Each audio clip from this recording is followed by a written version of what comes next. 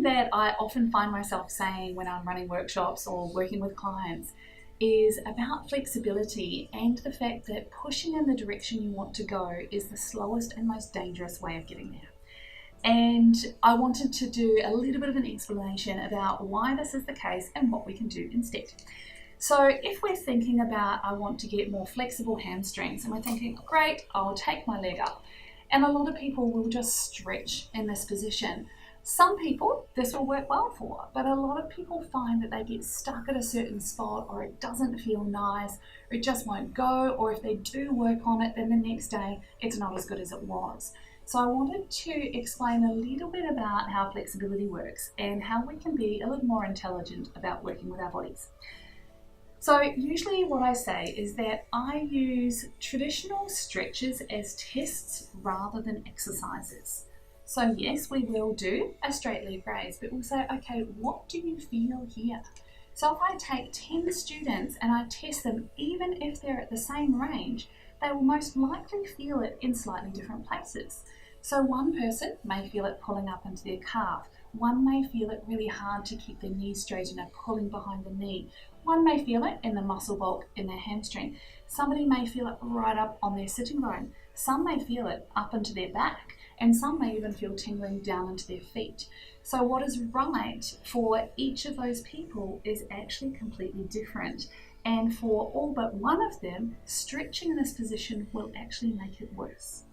So we want to have a think about all of the structures that are involved when we're moving our bodies around. The muscles are the last things I work on. When we go through our flexibility intensive, we look at the order. I always address the breath first. Then we look to see if there are any bone or joint restrictions blocking it. Then we pay respect to the nerves. Are any nerves getting stretched or pulled or caught or tight? Then the fascia, then the muscles. And we work on very explicit ways of helping to unravel each of these so that we can get deeper and deeper in the ranges that we want to go, but in a far more clever way without damaging any of the tissues. So an example would be, if we try to take this up and we're feeling compression in the front of the hips, pushing into that direction will make it worse. Yeah, something's getting squashed. If you push it more, it'll get more inflamed, it'll take up more space, it'll get more compressed. So if you're feeling compression on the closing side of a joint, please don't push into it. If we're thinking more about the nerves, when we take the leg into position, you'll usually feel a line of pull or a tightness in the back of the knee or a pulling down deep into the calf.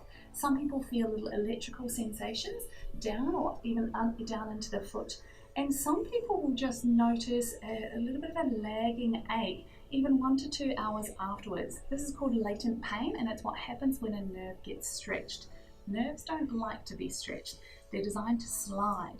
So when we're working on mobilizing the nerves, we need to find exactly where there is a point of restriction, release that point of restriction so that the nervous system can slide. Think of it more like a piece of dental floss or something like that, rather than a piece of elastic.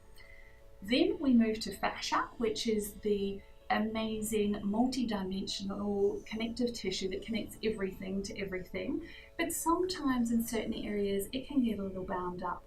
Again, it doesn't really like strong static stretching. If you pull it too hard, it contracts itself and it holds more. We need to work with it very softly, very smoothly, very dynamically, and also look at why it's building up tension there in the first place. Then once we've cleared out the fascial component, then we can actually work in sitting in muscular stretches. It's not that I don't ever use a muscle stretch. Yes, we do, when the muscle is the issue.